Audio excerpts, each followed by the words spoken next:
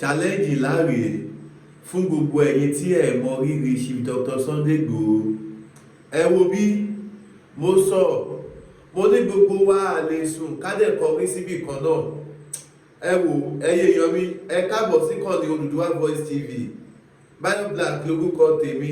Tó bá jẹ́ pé báwọn kan tí ìrètí iṣẹ́ ìwò wà, ẹ má gbàgbé láti bá a buwọ́lù subscribe button kẹ́dẹ̀ bá wa tọ notification button yín kó lè máa notify yín ní gbogbo ìgbà tá a bá ń drop new video. Ẹ wo bí kí n tiẹ̀ tó sọ anything, kí n tó sọ kankan, ẹ kọ́kọ́ wá gbọ́n kan tí brọ́dá yìí sọ, brọ́dá Saheed Ire. Ẹgbọ́n kan tí Saheed Ire sọ nípa olóyè Aládìsá Adéyẹmọ Ìgbòho Òòṣà. Ẹ wo bí ẹ má jẹ́ ká tọ̀ra wa, èèyàn ní Chief Dr. Sunday Igboho. Ọ ní pé bí ojú bá jẹ ó ní agbára. Ẹyẹ kí n play fídíò yẹn fún yín kẹ́gbẹ́. Kan ṣiṣẹ́ yàtọ̀ sí àwọn èèyàn wa, èèyàn májà Ṣọlá tí olóyè máa rán lọ bẹ́ẹ̀. Yàtọ̀ sí àwọn èèyàn tí olóyè máa rán lọ pé ẹ bá mi lọ báyìí, ẹ lọ kọ̀yà fún wọn bẹ́ẹ̀. Kí ló dé tí àkèrè àwọn míì níbò míì láti gbìyànjú láti ṣe irú iṣẹ́ tí Igboho ń ṣe. Ìyẹn dífá fún pé olóyè Sunday Igboho ọ̀rọ̀ àláṣìṣe wọn. Wọ́n tún wá dé láti wá make the right correction pẹ̀lú gbogbo àwọn nǹkan oríṣiríṣi tó ti ṣẹlẹ̀ sẹ́yìn. Ó máa ń ṣẹlẹ̀, ìyẹn náà ń pè ní pé ojú ogun, ojú le koko. Báyẹn tún wá dé, wọ́n tún wá make a correction. Àwọn tí wọn ò fẹ́ kí wọ́n dé mọ́, tí wọn ò rò pé wọ́n máa padà sílé, àwọn ni wọ́n ń complain. Gbogbo nǹkan tí olóyè Sunday Igboho bá ti sọ tó bá ń rí mistake níbẹ̀ pé kò mélèé sọ, eléyìí ló yẹ kó sọ, olórí burúkú ni gbogbo yín. Gbogbo ẹ̀yin tẹ́ rí àṣìṣe olóyè Sunday Igboho, olórí burúkú ni, ayé yín ti bàjẹ́, ìyá yín ti fògo jóná. Torí pé kí ni? Òkú ayé lásán ni. You people are just a noise maker. Gbogbo ìwọkíwọ tó bá ti bá wọn mumi nínú ayé yìí, tó ń bá wọn fi omi kanra nínú ayé yìí, tí olóyè Sunday Igboho tó wá jọ aláṣìṣe lójú títí ẹ, olórí burúkú ni ẹ. Olórí burúkú ni ẹ. Olórí burúkú lẹni ẹ. Torí pé ẹni yìí ò sí nílé látọjọ́ ìwọ tó mọ olóyè Sunday Igboho lọ, tó mọ the right thing, nǹkan tó yẹ kó olóyè Sunday Igboho sọ, àdẹ̀rí ẹ níwájú. Ò nípa kankan. Ó wà láyé bí aláìsí, ó gbára pamọ́. Ìwọ náà ń jam tọ́kì ládùúgbò ẹ̀.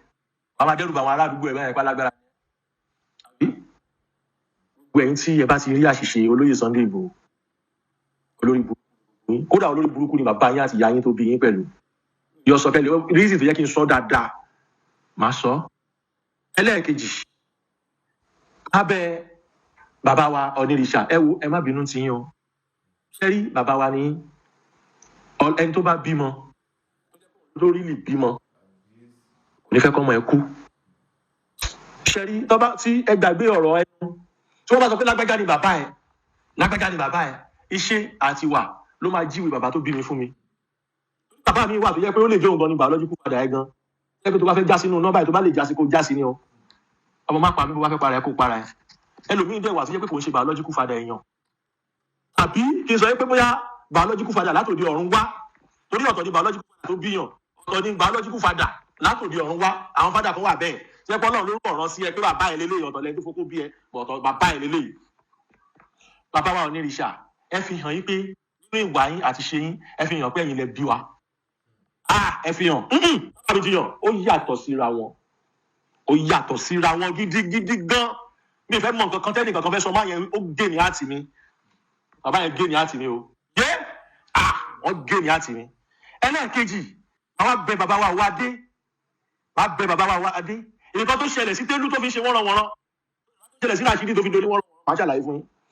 Ṣẹ́ni téèyàn bá ti ní ìgbéraga, tó bá ti jẹ́ pé ó ń gbọ́n jura ẹ̀ lọ, ọgbọ́n tiẹ̀ ló fẹ́ máa fi ṣọgbọ́n, kò fẹ́ fi ọgbọ́n ọlọ́gbọ́n ṣọgbọ́n.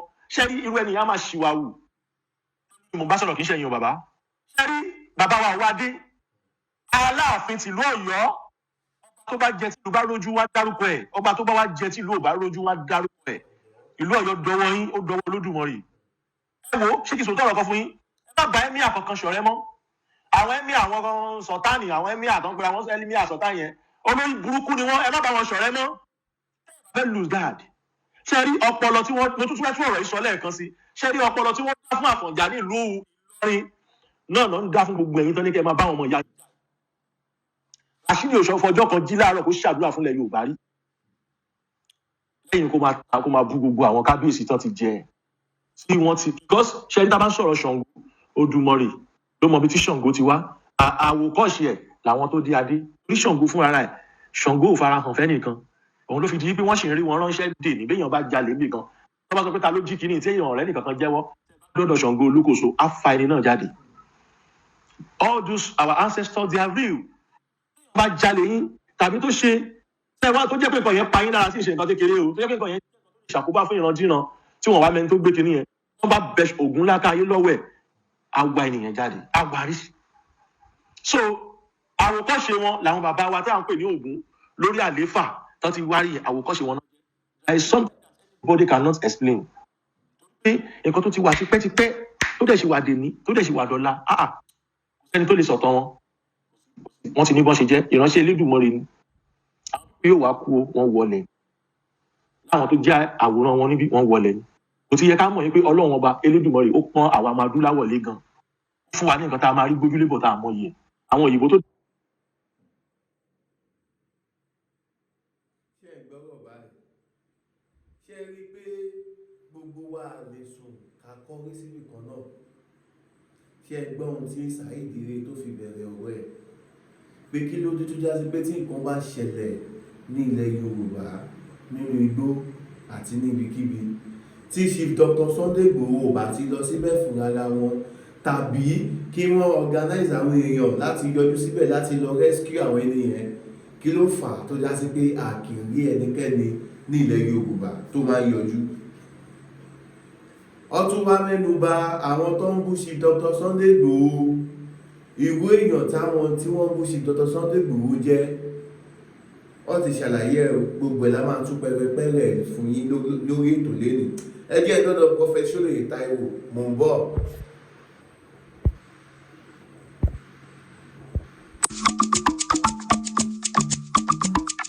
Mo pàṣẹ sínú ayé ẹni tó lè rí àmì ṣe láti òní lọ lábẹ́ àhámọ́ ogun tí ayé yẹn wà lórúkọ Jésù yẹn sílẹ̀.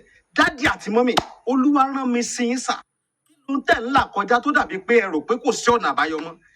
Olúwa ní kí n sọ fún yín pé kẹ́ má sọ ìrètí nù. Ọ̀nà àbáyọ ṣì wà fún yín tí ó bá ṣe é ṣe fún Ọlọ́run láti jí Lásárù dìde kúrò nínú òkú ọjọ́ 4 tó ti rùn. Olúwa náà ṣe tán láti dá yín lóhùn. Tó ẹ máa là kọjá. Ṣé ẹ̀ ń wáwé ìdèlò ni? Ṣé yín ni ò lọ déédé? Ṣé ẹ̀ ń wá ọ̀nà àbáyọ? Lórí ìgbéyàwó lẹ ti ní ìṣòro tẹ́ là kọjá ni. Ohunkóhun tó wù kẹ́ máa là kọjá. Ẹ jẹ́ àjọ gbàdúrà papọ̀. Ẹ jẹ́ àjọ wá ojú Olúwa. Olúwa ò lè ṣe. Bá ní sọ̀rọ̀, tẹ́ fi máa bá mi sọ̀rọ̀. Òun náà ni +234 7025 47 5427.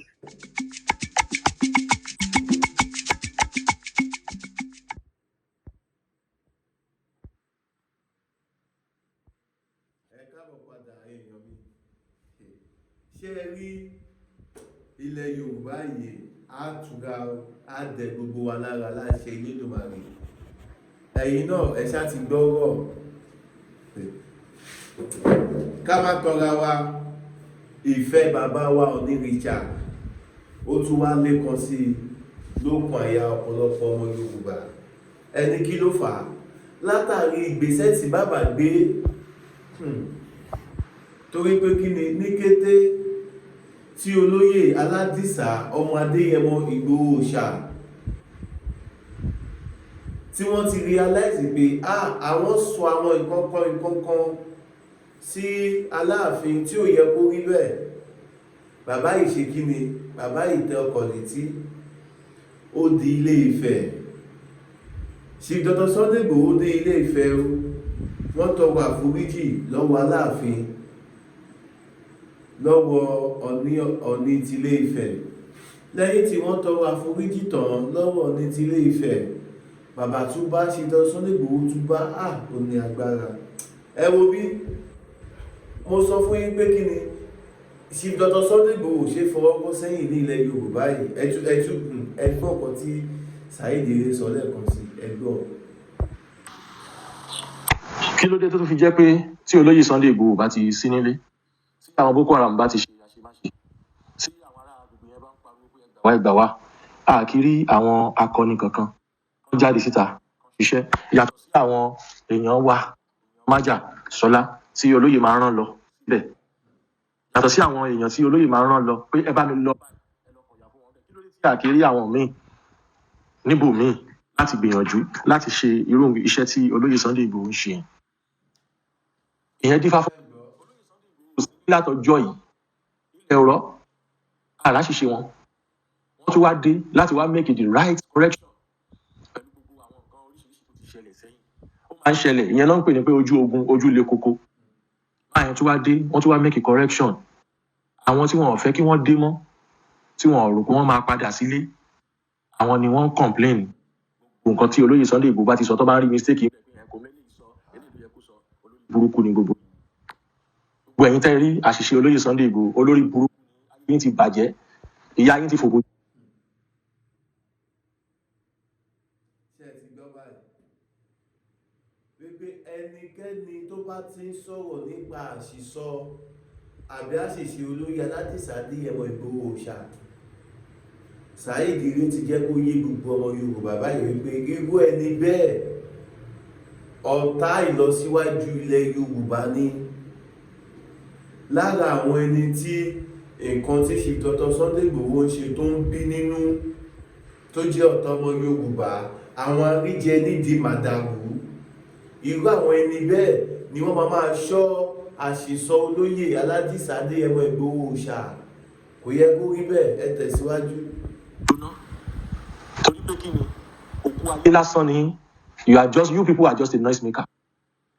Gbogbo ìwọkíwọ tó bá ti bá wọn mumi nínú ayé yìí tó bá wọn fi omi kanra nínú ayé yìí Sunday Igboho wá rí tó wá jọ aláṣìṣe lójú títí ẹ olórí burúkú ni ẹ. Torí pé ẹni yóò sí nílé látọjọ́ ìwọ tó mọ̀ ọ́ ṣe sẹ́ǹsì ju olóyè Sunday Igboho lọ tó mọ nǹkan tó yẹ kó lóyè Sunday Igboho sọ àdẹ̀rí ẹ níwájú kò nípa kankan ó wà láyé bí aláìsí ó gbára pamọ́ ìwọ náà ń já blọọkì ládùúgbò ẹ wà á máa dẹ́rù bá àwọn aládùúgbò ẹ báyìí pálágbára ni ẹ. Gbogbo ẹ̀yin tí ẹ bá ti rí àṣìṣe olóyè Sunday Igboho olórí burúkú ni gbogbo yín, kódà olórí burúkú ni bàbá yín àti ìyá yín tó bí yín pẹ̀lú. Ìyọ sọ pẹ̀lú reason tó yẹ kí n sọ dáadáa máa sọ. Ẹlẹ́ẹ̀kejì lábẹ́ bàbá wa Onírìṣà ẹ wo ẹ má bínú ti yín o. Ṣé rí bàbá wa ní ẹni tó bá bímọ tó jẹ́ pé òun ló rí lì bímọ kò ní fẹ́ kọ́mọ ẹ kú. Ṣé rí tí ẹ gbàgbé ọ̀rọ̀ ẹnu pé lágbájá ni bàbá ẹ lágbájá ni bàbá ẹ iṣẹ́ àti wà ló máa jí bàbá tó bí mi fún mi. Bàbá mi wà tó jẹ́ pé ó lè jẹ́ òun gan ni biological father ẹ gan já sínú nọ́mbà tó bá lè já sínú ọmọ má pa mí bó bá fẹ́ para ẹ kó para ẹ. Ẹlòmíín dẹ̀ wà tó jẹ́ pé kò ń ṣe biological father èèyàn tàbí kí n sọ pé bóyá biological father látòdì ọ̀run wá torí ọ̀tọ̀ ni biological father tó bíyàn ọ̀tọ̀ ni biological father látòdì ọ̀run wá. Àwọn father kan wà bẹ́ẹ̀ tí ẹ pọ́ Ọlọ́run lórúkọ rán sí ẹ pé bàbá ẹ lélẹ́yìn ọ̀tọ̀ lẹ́ni tó fokó bí ẹ ọ̀tọ̀ bàbá ẹ lélẹ́yìn. Bàbá wa Onírìṣà ẹ fi hàn yín pé nínú ìwà yín àti ṣe yín ẹ fi hàn pé ẹ̀yin lẹ bí wa. Ẹ fi hàn bàbá mi jiyàn ó yàtọ̀ síra wọn gidigidi gan. Mi fẹ́ mọ nǹkan kan tẹ́nì kankan fẹ́ sọ máa yìí láti mi bàbá yẹn gé ní àtì mi o wọ́n gé ní àtì mi. Ẹlẹ́ẹ̀kejì àwọn abẹ bàbá wa wá dé nǹkan tó ṣẹlẹ̀ sí Télú tó fi ṣe wọ́nranwọ̀nran ìlà tó ṣẹlẹ̀ sí Ràṣídì tó fi dorí wọ́nranwọ̀nran máa ṣàlàyé fún yín. Ṣé ní téèyàn bá ti ní ìgbéraga tó bá ti jẹ́ pé ó ń gbọ́n jura ẹ̀ lọ ọgbọ́n tí ẹ̀ ló fẹ́ máa fi ṣọgbọ́n fi ọgbọ́n ọlọ́gbọ́n ṣọgbọ́n ṣé rí irú ẹnìyàn máa ṣe àwù Télú ni mo bá sọ̀rọ̀ kì í ṣe ẹ̀yin o bàbá. Ṣé rí bàbá wa wá dé Aláàfin tìlú Ọ̀yọ́ ọba tó bá jẹ tìlú bá rójú wá dárúkọ ẹ̀ ọba tó bá wá jẹ tìlú ò bá rójú wá dárúkọ ẹ̀. Ìlú Ọ̀yọ́ dọwọ́ yín ó dọwọ́ Olódùmarè. Ẹ wo ṣé kí n sọ tọrọ kan fún yín ẹ má bá ẹmí àkọ́kọ́ ṣọ̀rẹ́ mọ́. Àwọn ẹmí àwọn sọ̀tánì àwọn ẹmí àtọ́npẹ àwọn ẹmí àsọ̀tá yẹn olórí burúkú ni wọ́n ṣọ̀rẹ́ mọ́. Ṣé rí ọpọlọ tí wọ́n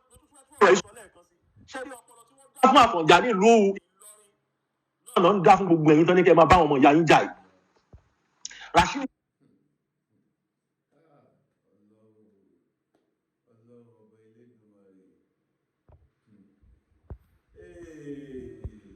ṣé gbogbo wa la ti gbọ́ báyìí?